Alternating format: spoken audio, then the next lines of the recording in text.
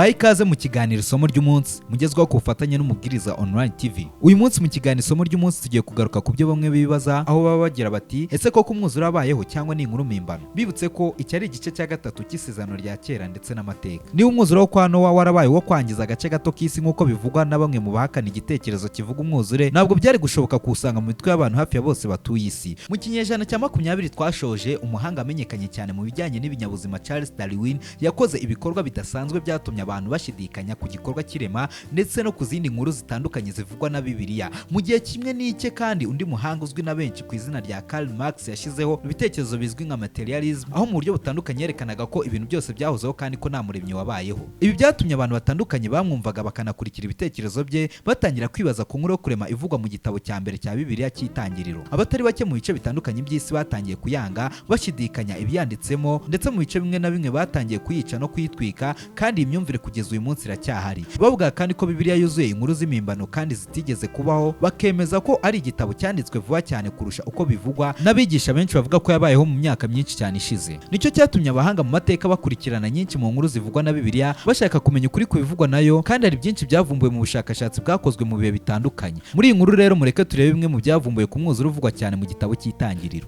Imwe mu nkuru zitavugwaho rumwe kurusha izindi mu zo Bibiliya ivuga ni umwuzure mu gihe cya Nowa. Mu kinyejana cyashize cya 20 wafashwe nk'inkuru mpimbano yuzuye ibinyoma kurusha izindi zose zivugwa muri Bibiliya. Ariko kandi mu bihe bitari bimwe, ni ukuvuga ibihe bya kera ndetse n'ibya vuba, ubusesenguzi butandukanye bushingiye ku mateka n'ubusigaratongo bwagaragaje ko umwuzure wabayeho, kandi henshi ku isi havumbuwe bimwe mu bimenyetso byo kubaho kwawo, ahandi hagaragara ibikekwaho kuba ingaruka zawo. Kimwe mu bintu bitangaje byavumbuwe ni inyandiko za kera cyane zari zanditswe ku mameza y'ibumba, kandi izi nyandiko zashyizwe mu zindi ndimi na George ukora mu nzu ndangamurage y'Ubwongereza mu mwaka w'1872. Izi nyandiko kandi zisobanura neza intambwe ku ntambwe uburyo umwuzure warimbuye isi, kandi zikavuga ku buryo busobanutse amwe mu mateka ya Babuloni ya kera. Iby'umwuzure kandi byongeye kuvugwa mu nyandiko zasanzwe kuri Sumerian tablets zerutse kuvumburwa mu minsi ya vuba. Aha naho kandi hongeye gusangwa ubusobanuro burambuye ku mwuzure umaze imyaka myinshi wibasiye isi. Ushobora kwibaza uti none se niki muri ibyo byose kivuga neza ibijyanye n'umwuzure? Biroroshye kubisubiza. Professor Grayson Alker, umwe mu bakurikiye hafi izi nyandiko, avuga ko itandukaniro hagati yazo n'ibivugwa mu gitabo cy'itangiriro ari rinini ku buryo umuntu atavuga ko inyandiko imwe yaba yaranditswe hagendewe ku yindi. Yavuze ko itandukaniro ryigaragaza mu myandikire, kuko hari aho abanditsi b'inyandiko za kera bashyiramo ibigirwamana byo muri Babuloni nk'isoko yo gukomera ibintu bitarangwa muri Bibiliya. Akomeza avuga ko kandi Bibiliya bisobanura mu buryo bwumvikana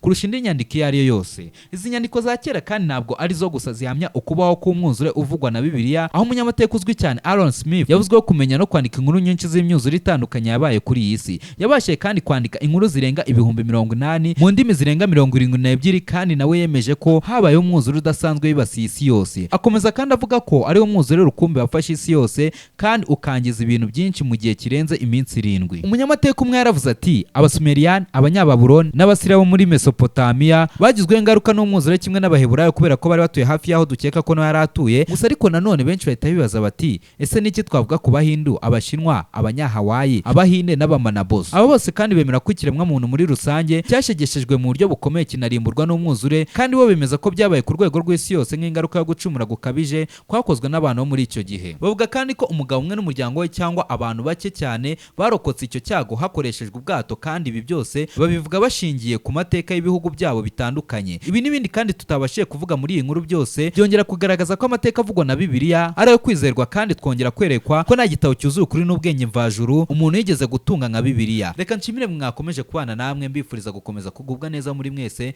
kandi mbamenyeshe ko mu nkuru zitaha tuzakomeza tureba ibindi bintu bitandukanye byavumbuwe byose bihamya uko utibeshya kwa Bibiliya.